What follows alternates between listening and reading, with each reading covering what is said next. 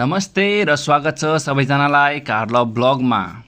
म हजुरहरूकै साथी सुलभ गौतम र आज हामी एउटा विशेष यात्रामा निस्किएका छौं।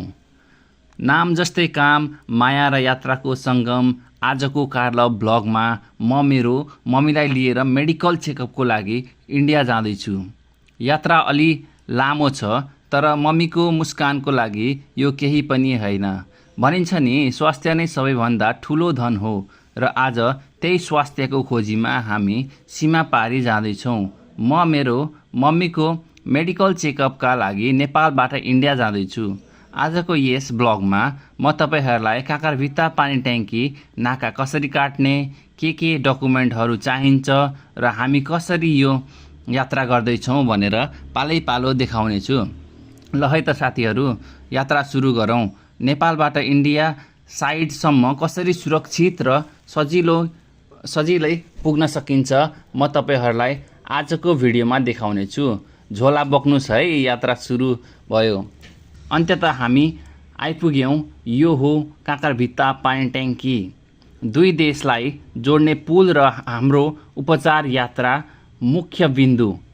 अहिले अलि भिडभाड छ, अलि धुलो पनि छ, तर दुवै चेक पोइन्ट बिचको यो नो म्यान्स ल्यान्ड पार गर्ने सबैभन्दा छिटो तरिका यही नै हो।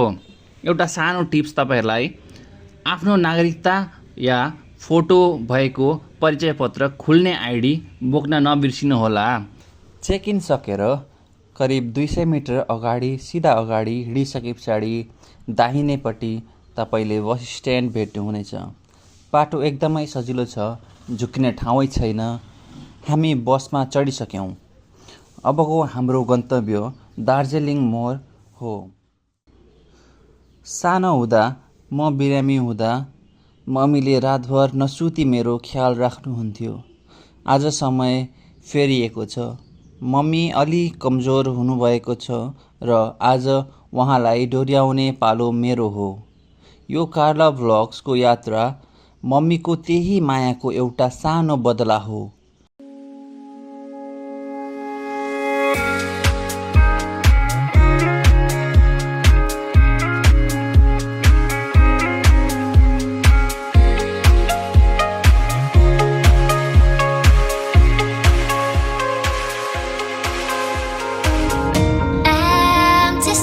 But I kept searching for your trace in the dark, losing myself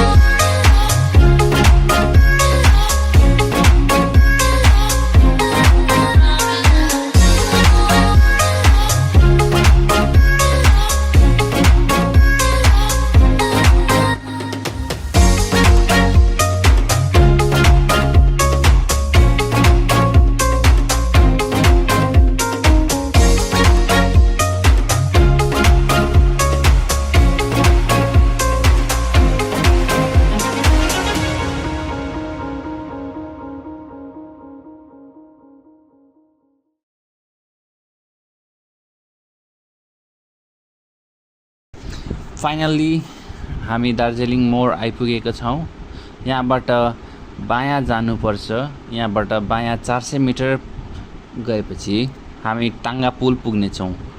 टाङ्गा पुलको बायाँपट्टि रेमेडी क्लिनिक रहेको छ।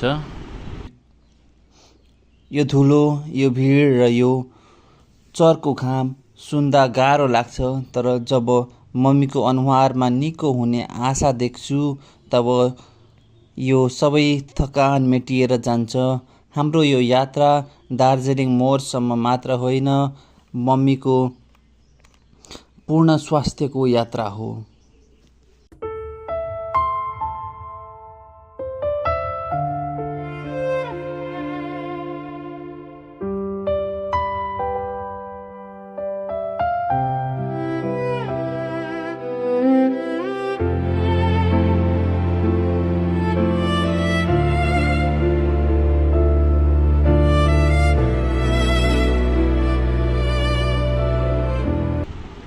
अहिले हामी रेमेडी क्लिनिक अस्पताल आइपुगेका छौँ।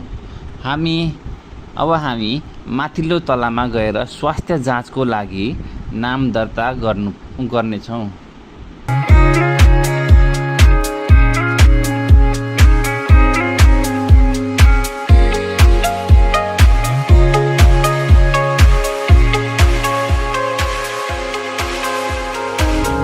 I'm distressed, but I kept searching for your trace. दर्ता गरिसकेपछि मलाई भोक लागेको महसुस भयो, त्यसैले म केही खानेकुरा अर्डर गरेर आफ्नो भोक मेटाउन रेस्टुरेन्ट खोज्दै तल गएँ। मैले खाना सेट अर्डर गरेँ जुन हामी नेपालीहरू सधैँ खान्छौँ। यो निकै मिठो थियो। मिठो खानाको लागि धन्यवाद। चेकअप सकिएपछि अब हामी घर फर्किन तयार छौँ। तर घर फर्किनु अघि हामी सिमानाका पसलहरूमा केही घरायसी खाद्यान्न किन्नेछौँ। यहाँ नेपालमा भन्दा धेरै सस्तो पाइन्छ, तर हामी धेरै बोक्न सक्दैनौँ, त्यसैले थोरै मात्र किन्नेछौँ। हामी थोरै सामान किनेर घर फर्किनेछौँ। हस् त, तपाईहरुलाई मेरो भिडियो हेर्नु दिनुभएकोमा धेरै धन्यवादको साथ म भविष्यमा यस्तै अरू भिडियोहरू पनि ल्याउने छु। मेरो च्यानललाई लाइक र सब्स्क्राइब गर्न नबिर्सिनुहोला। मेरो भिडियो हेरिदिनु भएकोमा हजुरहरूलाई धेरै धेरै धन्यवाद। अर्को पटक भेटौँला। हस्त, बाई बाई।